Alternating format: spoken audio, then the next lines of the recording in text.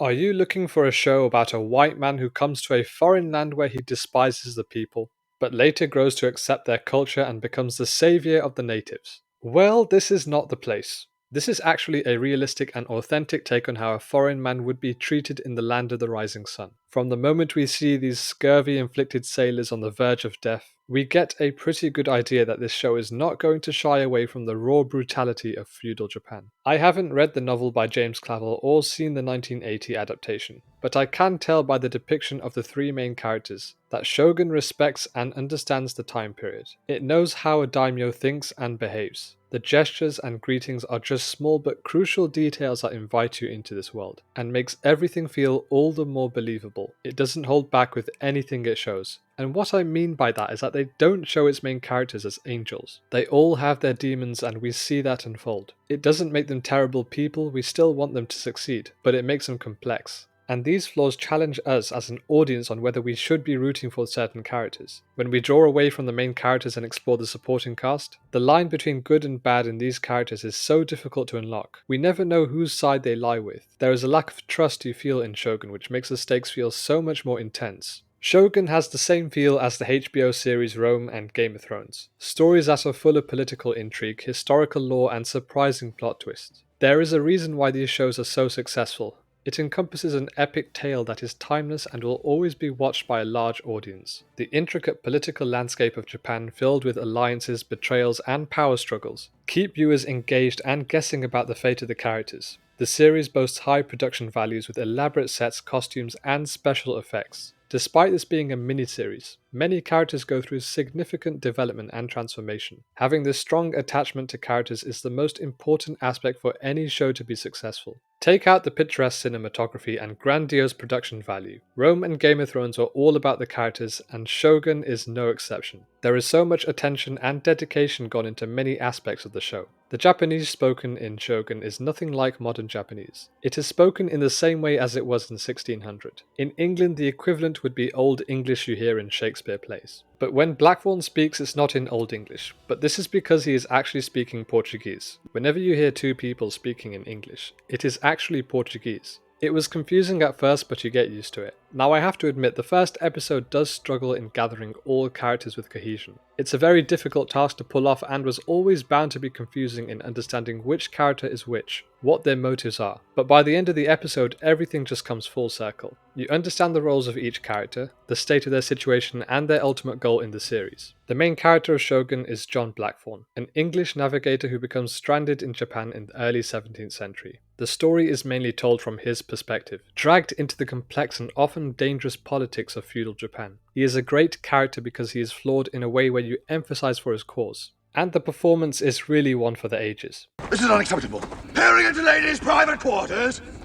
It's not proper! The absolute savagery on display. What the fuck is that? He eventually becomes embroiled in the power struggles of various warlords. He ultimately aligns himself with the powerful daimyo Toranaga. Blackthorn plays a significant role in Toranaga's rise to power, utilizing his knowledge of navigation, firearms, and Western military tactics. However, Blackthorn faces many challenges and dangers along the way, including betrayal, imprisonment, and threats to his life. He is called a barbarian, a savage, and his appearance is compared to the face of a dog. Despite these obstacles, he adapts to Japanese customs and earns the respect of many of the natives around him. John Blackthorn does not appear as a character you relate to, but you do feel that he and his men are unjustly treated upon their arrival. Blackthorn calls them godless savages, which is ironic, because both the Japanese and English have barbaric names for foreigners, and it was interesting to see how people view foreigners from two different perspectives, and draw to the same outcome. Even though Blackthorn does not initially respect the people of Japan, and has plenty of English insults swooning in his mind that he has probably been rehearsing on for nights on end in his ship,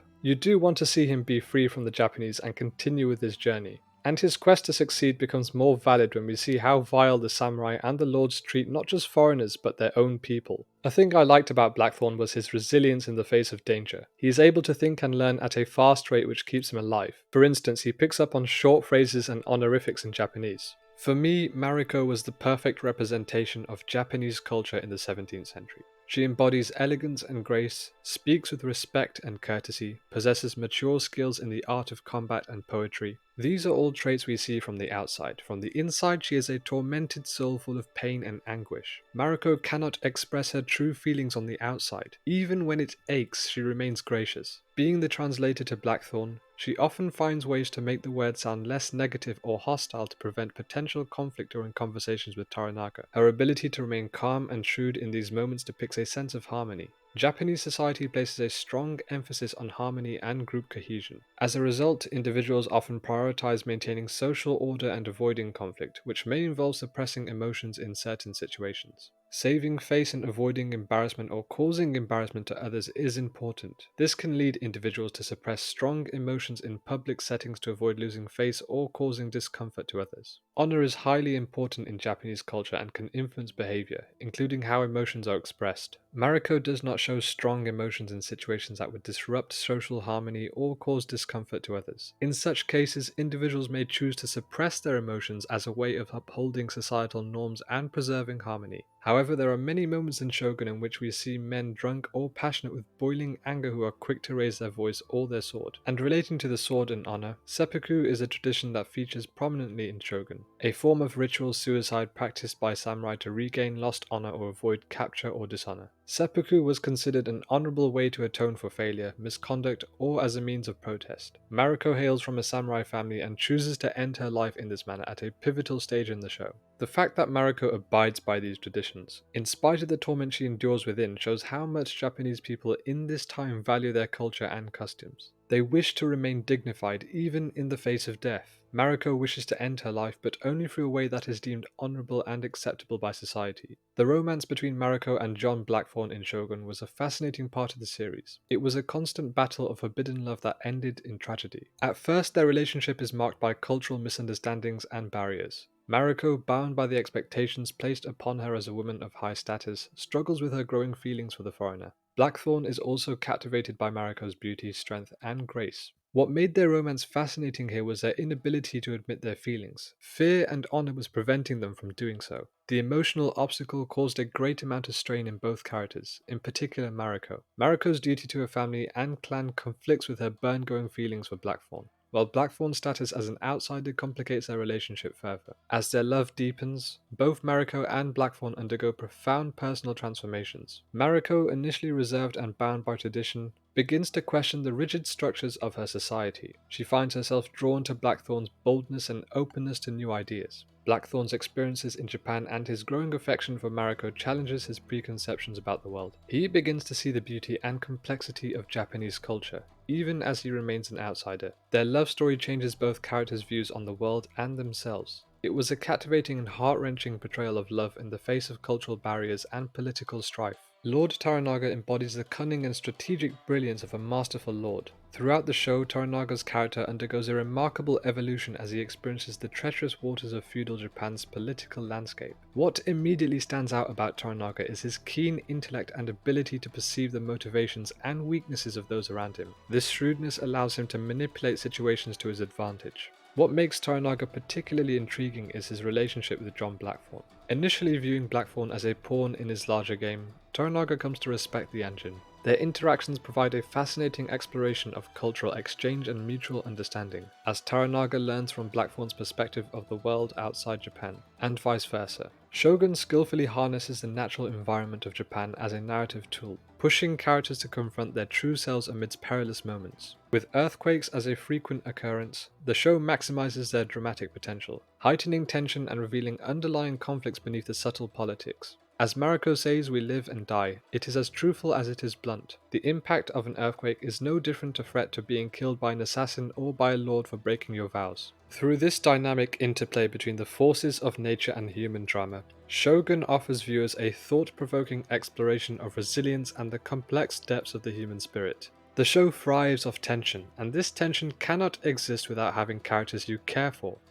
There is time taken into understanding their backstories, their harrowing hardship to power, and their forbidden desires. It slowly weaves depth into each character without feeling forced. It is a patient narrative that builds tension through simple but effective dialogue of two people sitting in a room and discussing their motives. There's no action involved, but when it does occur, it feels justified, because they built towards this climax with neat and intricate storytelling that breathes both life and death into feudal Japan. The intricate interplay of religion and politics is a central theme, adding layers of depth and authenticity to the narrative. The religious and political landscapes of Japan provides a rich backdrop against which the characters, particularly the protagonist John Blackthorne, navigate. Blackthorne's Protestant faith sets him apart from the Catholic Portuguese, who are engaged in a bitter war with England. The difference in religion and the broader geopolitical context of the time profoundly impact the interactions and relationships among the characters. The Catholic Portuguese, led by Father Alvito, represents a different facet of European influence in Japan. Their mission to spread Christianity clashes with the traditional Japanese values and authority of the ruling samurai class. This clash is not just theological but political, as the introduction of Christianity threatens the existing power structures in Japan.